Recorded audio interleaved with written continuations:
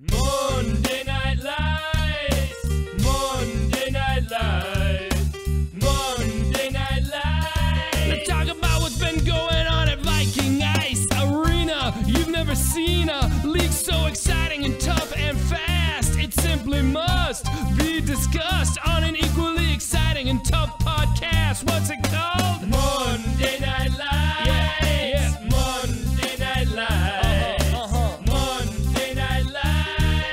What's been going down on the ice? Who are the leaders? Who are the failures? The Ducks, the Tigers, the Nordiques, the Whalers, the Seals, the Americans, the North Stars. Who's gonna stall? Who will go far and earn the keg? Who's gonna earn the keg? We'll find out in time. Give us a holler on the whoop line.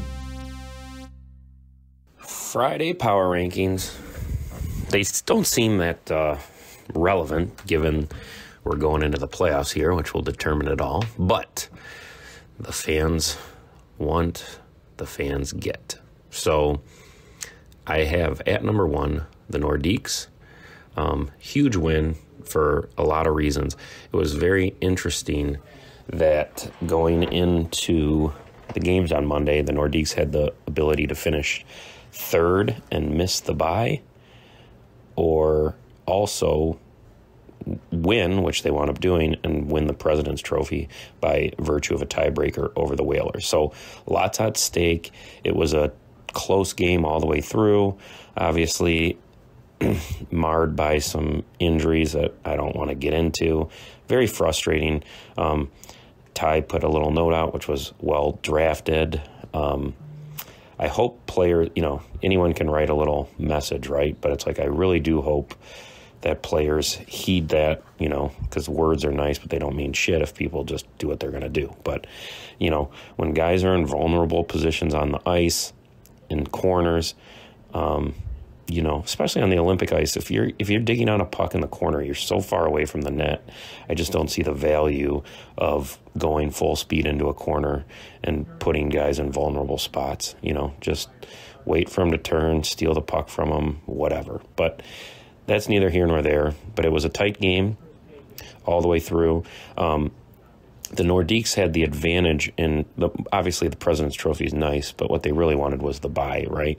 So all they needed was a tie, and I think as the game got into the third period, Nordiques were very conservative.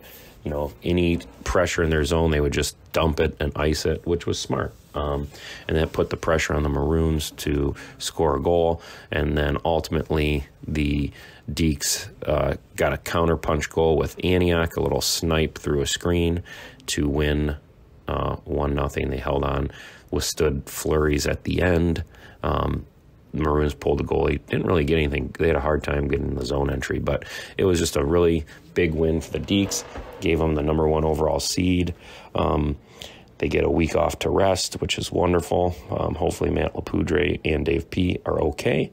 Pangrazi was great per usual. Had a shutout in the biggest game of the year. So Nordiques number 1 heading into the playoffs. They will sit back and wait, rest up, and see who they get in week 2. Number 2, we have the North Stars. They were number 1 coming into the week. They have won. We have won 5 straight now heading into the playoffs. Completed the drive for 5. This was a little bit, interesting game. The North Stars are clearly playing well, no doubt about that. But I don't know if it was intentional. I think you don't know who you want to play in the playoffs, right? It's like all the teams are very even. So the Americans' potential opponents were us, or maybe the Tigers or the Maroons. I don't know what their scenarios were, but they clearly weren't. Ty wasn't terribly interested in winning this game because he played himself at defense. So that leads me to the only logical conclusion that they thought that they matched up best with us in the playoffs, which we will find out, we will find out next week. But the game itself was 4-1. The Golden Brett scored 2. Serta had a very nice snipe. I banged in a rebound. Hedis, the storyline of the night was Hedis' return. I expected him to be rusty, and there was a couple moments early where, kind of fighting the puck a little bit, which is completely expected after a 3 or 4 month layoff, but he moved really well, way better than I expected, played the puck well, and got better as the game went on. So a healthy Hedis was, something we've been waiting for all year. So North Stars enter the playoffs in as good a shape as they have been all year. They're hot, but we'll see. The Americans, we'll talk about them more a little bit later, but it's a scary matchup. But North Stars, number 2. Checking in at number 3, again, I put the Americans. The Americans came into this game very hot. They were without Krunk. They had Dylan come in. Krunk's obviously a defenseman, although he can play forward, but they put Dylan up at forward, Ty back at D, which I think, again, didn't really help their cause. They are a very scary team in a one-and-done format because they have the great Proctor, who I'm expecting him to find another gear come the playoffs. He's definitely playing possum with us a little bit. And then Johnny G is arguably the best goalie in the league. So in a one-game format on the Olympic ice, Proctor cherry-picking, Proctor double-shifting, Rubel and Turtle going coast to coast, they're going to be a tough out. But for this particular week, I didn't drop them. Even though they lost, they came in on a big winning streak, and I don't think they put their best foot forward. So I kept them at number 3. I think I might do a playoff preview, so I'll save some of my other thoughts for that. But checking in at number 3, we have the Americans. Checking in at number 4, have the Seals.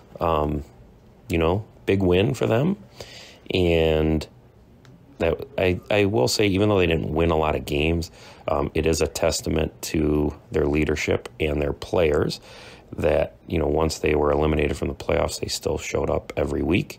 It's not like they had a zillion subs or anything like that. So I didn't get to watch this game as they were playing on the Olympic, but sounds like it was hotly contested, went into shootout. Tigers sent up Pete, who was not able to score. The Seals sent up their top sniper, Whoop, who kind of did a no-move, got poke-checked and banged in a rebound. Probably not allowable under USA Hockey, but it is what it is. It turns out the outcome, with the North Stars winning, the Americans, or the Tigers, they're going to get the 6th seed no matter what. So didn't really affect them. But the Seals get the win, and so they get the spoils of moving up to number 4 in the power rankings and a nice finish to their season. All right, number 5, we have the Pussycats, the Tigers. They've definitely seemed like they picked up some momentum after the trade. We're playing good hockey. Now they're kind of back to limping a little bit into the playoffs. So it's just been a team that they've just been okay all year. They never really found that stride that people thought they would after the preseason trade. They'd win a couple games, lose a couple games. They'd look great for some games, look bad for some games.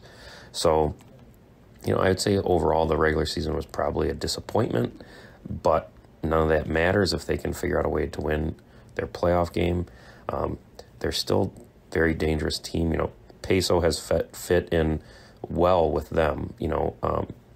As I said before, the Peso, it wasn't really his fault. The North Stars were always short a player, so we didn't have anyone to get him the puck so that he can do what he can do. The Tigers are able to do that. I don't know exactly who he's playing with, but Peso has been a bright spot for them after the trade, no doubt. So all that said, they did lose to the Seals, so I dropped them to number 5, and then we're just waiting for the playoffs to see what we got going on there. Number 6, we have the Whalers. They're on a bye week. Definitely limping into the playoffs. So I'm trying to think who participated. Larrabee was definitely subbing. Goose was definitely subbing. I don't know if there was anyone. Oh, J-Flow also subbed. It was nice. J-Flow and Larrabee played together for the North Stars. It was nice to get them into the winner's circle. Appreciated their contributions. They did lose their grip on first place, but they do have a bye.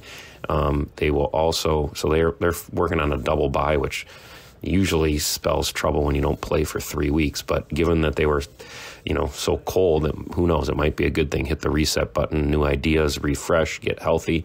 So they will wait and see who they play in round one, in the semifinals in a 2 out of 3 series. Last place, on the instant power rankings, I put the Maroons. This was sent out at 11:33 p.m. with emotions running high, saying must win doesn't equal must injure was my little comment. Obviously, the evening was marred a little bit, because we have Matt Lapoudre, possible shoulder problem, possible concussion, finished the game, but not happy, nor should he be about, getting hurt. There's varying testimony as to what happened or what didn't happen, but then it was followed up with a scary result of Dave P in the corner. Again, not going to assess fault, but it's just scary when you got 2 guys going down, and leaving the ice, no matter who's right or who's wrong or this or that. It's just not something that we strive for. So, but as far as the actual game, they just couldn't get the puck in the net, right? So, tough to win many games that way. Claus played well, but then the puck got through him. I don't remember a bunch of marquee chances. Obviously, Pengrazi's a good goalie and was solid, but I don't remember a bunch of breakaways or this glorious chances. I'm sure I'm missing one, but watched most of the game and just couldn't really get any offense going. Defense played solid, but Maroons did not get the bye. So they face the Tigers in round 1, and we will preview that matchup later. But for now, the vaunted Maroons, the Magoons, number 7.